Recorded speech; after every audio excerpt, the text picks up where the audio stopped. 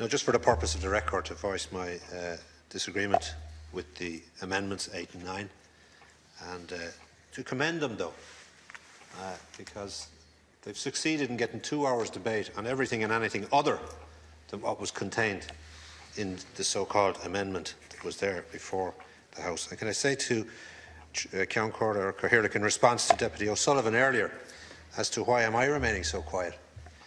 Well, this legislation, this short piece of legislation, gives effect to the agreement we as a party reached with the party opposite who lead government in order to prepare and allow a pathway to deal with this issue, to deal with it in a way in which allows proper scrutiny, allows proper analysis and allows proper debate, informed debate about the whole process about which this state should pay or can pay or might pay or will pay for water services into the future.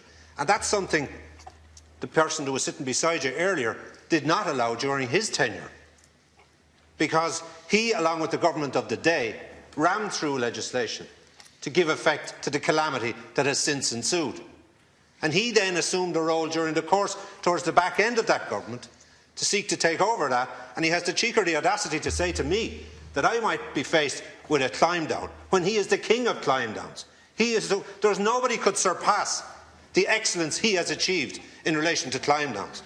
And there's nobody that could surpass the amount of knowledge that he apparently has of EU directives, despite the fact that he himself, when he questioned a commissioner who had the same responsibility back in 2010, got an answer that he was satisfied with then, because it suited the political objectives he had in order to find himself back in this House, unfortunately, as the case might be, and what has ensued since.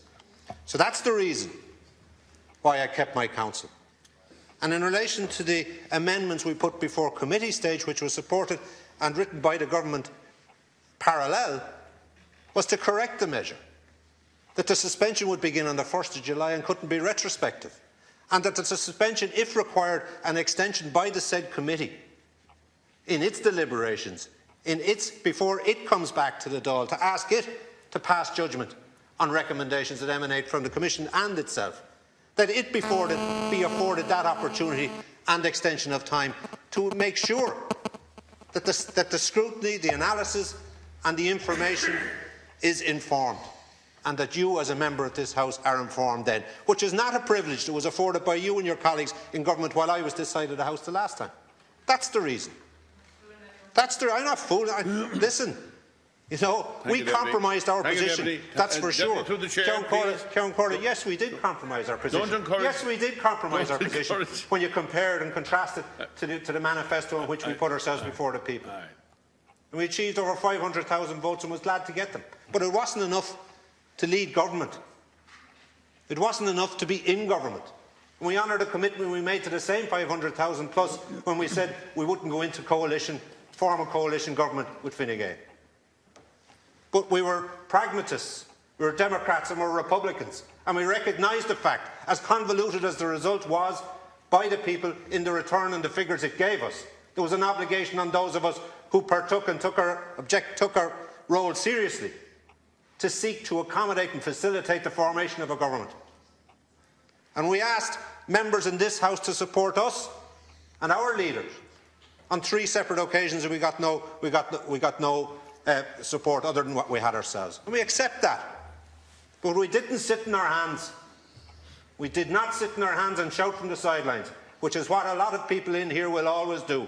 And the only way we get them out of here is by doing things, is by getting things done, is by adhering to the principles, adhering to the manifestos, adhering to the programmes for government that we place before the people. And when that's done, and when this issue, for example, is put to bed, and is put to bed by a majority contained within this Dáil, and the will of the last Dáil won't be imposed on this one. But in doing that, and in not sitting our hands and in putting that pathway in place to deal with this issue in a much more informed process than you could have dreamed of in the last Dáil, we'll also address the other issues for which there are much more pressing, as others have said, in relation to housing, in relation to regional development, in relation to the provision of services in a fair and appropriate manner, which wasn't the case, as we've seen in the last 5 years, and that's the adjudication the people gave in the convoluted answer and the convoluted result they gave us. But we've taken our role seriously.